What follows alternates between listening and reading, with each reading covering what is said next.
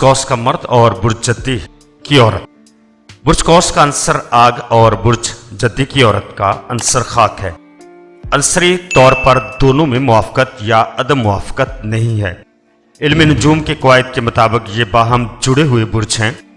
برج جدی برج قوس سے دوسرا برج ہے اور برج جدی سے برج قوس 12واں برج ہے۔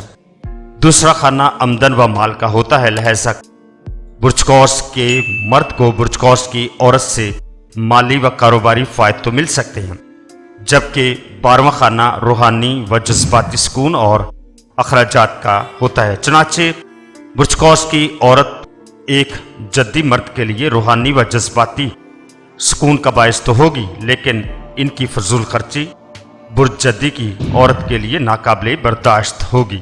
برج جدی کی عورت کے مثبت پہلو میں عملیت و مستقل مزاجی، تعاون، کردار کی مضبوطی، خاموشی، کم گوئی، محنت اور منطقی سوچ، جبکہ برج جدی کی عورت کے منفی پہلوؤں میں شک، بدظنی، سرد مہری، سرد مزاجی، خود غرضی، مزاحمت، یاسیت، خود سری و ضد شامل ہوتی ہے۔ برج قوس کا مرد اور برج جدی کی عورت کا اشتراک مفید ثابت ہو سکتا ہے، مگر ایک مختصر عرصے کے لیے۔ تیر انداز میں یہ صلاحیت ہے کہ وہ برج جدی کی عورت کو خوش رکھنے کے گر سکھا سکے اور برج قوس کی میت میں جدی عورت شخصیت میں نخار پیدا ہو سکے۔ قوسی افراد میں بہت زیادہ گلنے ملنے اور خوشگوار ماحول پیدا کرنے کی خوبی ہوتی ہے، اور جدی افراد اپنی مزاحمت سے اسے محدود کر سکتا ہے۔